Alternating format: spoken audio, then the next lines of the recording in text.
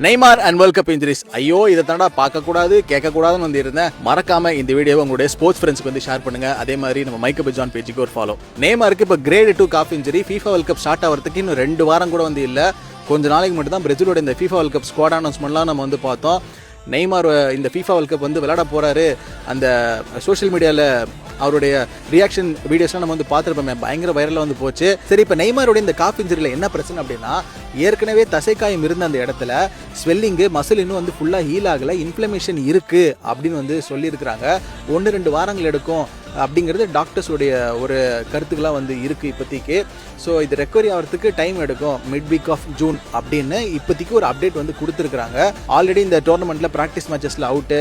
So இந்த FIFA world கப்பில் maybe இந்த ஓப்பனிங் கேம்ஸ் வந்து மைட் பி நெய்மார் மிஸ் பண்ணுறதுக்கான வாய்ப்புகள் வந்து இருக்குது. ஏற்கனவே ஒரு ஏசிஎல் டயர் 3 வருஷம் முன்னாடி அதுலேருந்து ரெக்கவர் ஆகி வரத்துக்கு பல தடைகளை வந்து தாண்டி வந்தார் இந்த மனுஷன்.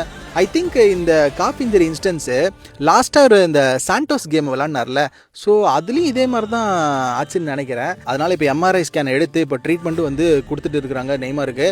இப்போ நெய்மாருடைய பிளேஸில் யாரை வந்து விளையாட வைக்கலாம் அப்படிங்கிறது மக்களோட கருத்தாக நீங்கள் வந்து பார்த்தீங்க அப்படின்னா, ஜோவா பெட்ரோ அவருடைய நேம் வந்து சொல்கிறாங்க. இந்த ப்ரீமியர் லீக் சீசன் செல்சியோட டாப் ஸ்கோரர் ஜோவா பெட்ரோ தான்.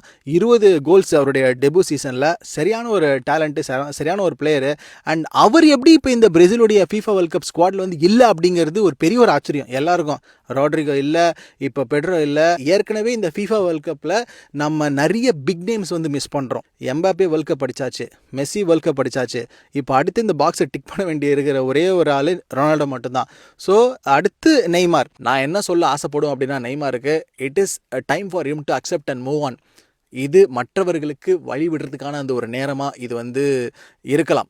நெய்மார் பொறுத்த வரைக்கும் இந்த FIFA வேர்ல்ட் கப் இப்போ நீங்கள் யோசிச்சு பாருங்கள், இன்கேஸ் அவர் அந்த இன்ஜுரிலேருந்து ரெக்கவர் ஆகி அவர் வந்து இந்த FIFA வேர்ல்ட் கப்பில் வந்து மேட்சஸ் ஆடி ஃபீல்டில் வந்து இன்ஜுரி ஆகிட்டார்னா, மேபி அது வந்து ஒரு கெரியர் எண்டிங் இன்ஜுரியாக மாறிச்சுன்னா, ஹூ நோஸ். ஃபிட்னஸ் அதுக்கு வந்து கொஞ்சம் ஒத்துழைக்கணும். அவருடைய மென்டல் ஹெல்த்து, அவருடைய பாடி அதுக்கு வந்து சப்போர்ட் பண்ணணும்ல. ஃபுட்பால் ஃபேன்ஸ் காமெண்ட்ஸில் சொல்லுங்கள்.